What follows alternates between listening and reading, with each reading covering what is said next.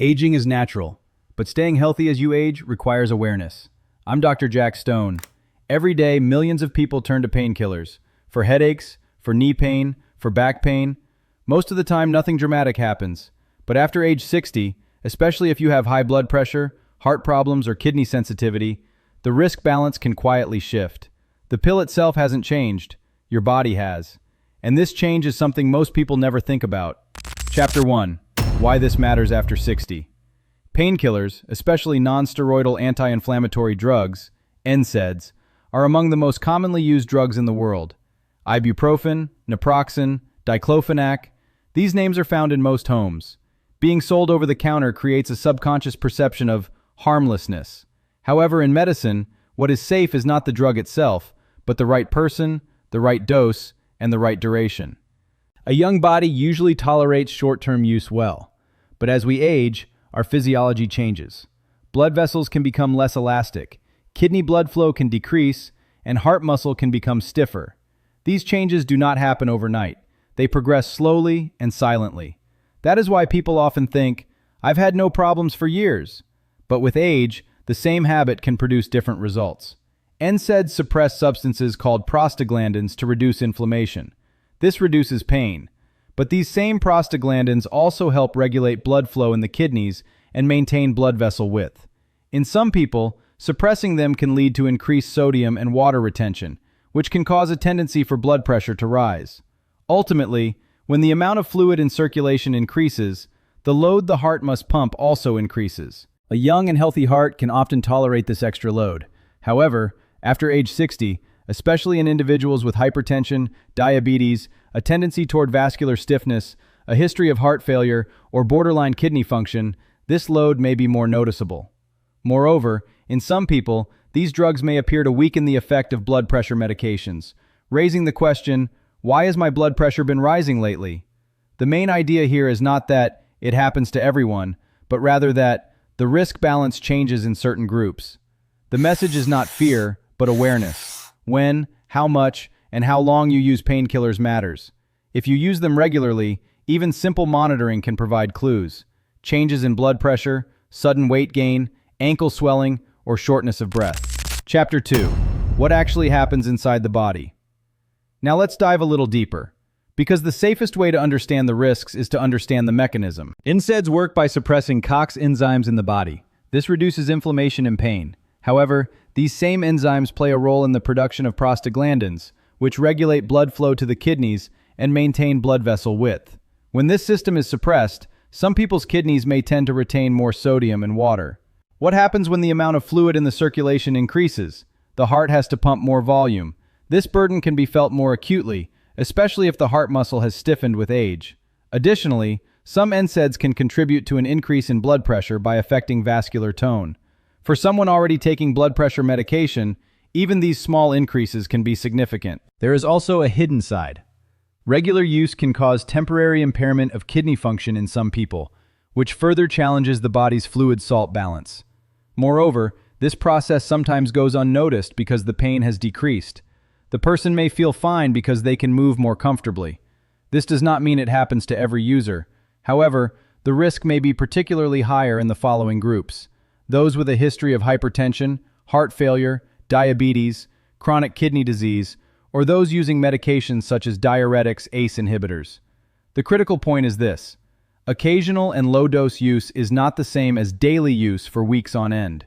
The risk is generally related to dose and duration.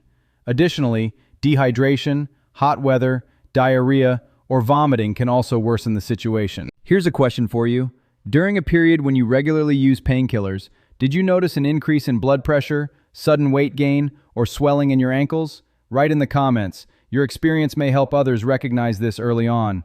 If you want to learn about these mechanisms in a simple and clear way, don't forget to like the video and subscribe to the channel.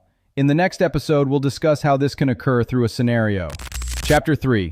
A clinical scenario you should recognize. Now let's apply this to real life. A patient in his 70s was taking ibuprofen almost daily for knee pain. Initially, there were no problems. His pain had decreased, his mobility had increased, and his quality of life had improved. So he began to view the medication as harmless. About 3 months later, he noticed slight swelling in his ankles. He attributed this to the hot weather. Sometime later, he mentioned that he was getting out of breath more quickly than before when climbing stairs. His blood pressure had also risen slightly in recent weeks. The evaluation showed no dramatic deterioration in heart function. However, there was an increase in fluid load and slight changes in kidney values. It would not be correct to say that the medication alone was the cause. However, we thought that regular NSAID use may have contributed to the picture. We gradually reduced the medication and closely monitored fluid balance. The complaints gradually subsided. This example shows that risk does not usually come in the form of a sudden crisis. It progresses slowly and insidiously. And often, just when the person thinks they are better because the pain has gone away, the body begins to carry the load in another system. If you are over 60 and have been taking painkillers regularly for weeks, it is important to watch for these signs: sudden weight gain, ankle swelling, shortness of breath, difficulty controlling blood pressure. These symptoms are not always drug-related. However, they need to be evaluated. The goal here is not to create fear. The goal is to see the early signs. One more detail. This table often arises not from a single factor, but from a combination. Using diuretics during the same period, becoming dehydrated in hot weather, or experiencing short-term diarrhea and vomiting can more easily disrupt fluid balance. Some people also use low-dose aspirin. In this case, even which painkiller is taken and when can be important. If you recognize yourself in this scenario, please comment below. If you found this helpful, don't forget to like the video and subscribe to the channel. In the next section, so what should you do? Chapter 4. So what should you do? Now let's get to the most important question. So what should you do? First, let's be clear. Painkillers improve quality of life in most cases. The goal is not to demonize them. The goal is to make sure they are used on the right grounds and for the right duration. If you are over 60 and use NSAIDs more than a few days a week, the first step is not to stop the medication. It is to evaluate it. You can ask your doctor the following questions. How long can I safely use this medication? Is the dose appropriate given my heart or kidney risk profile? Should we monitor my blood pressure or kidney function?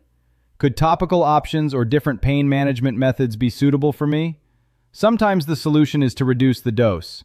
Sometimes it is to shorten the duration of use. Sometimes physical therapy, weight control, local creams, or different classes of medications may be considered. There is no one right answer for everyone. There is an individual risk balance. Particular caution is needed in the following situations. If you have previously been diagnosed with heart failure, if your kidney function is limited, if you are taking more than one blood pressure medication, if you notice sudden weight gain or swelling. These symptoms do not always indicate a serious problem, but they should not be ignored. Remember, medications are not the risk. Incorrect use is the risk. As we age, the same habits should be reevaluated. If you found this video helpful, please like it and subscribe to the channel. We will continue to discuss these topics in a calm, scientific, and clear manner. Finally, I would like to remind you, this content is for general informational purposes only. Always consult your own doctor before making any changes to your medications.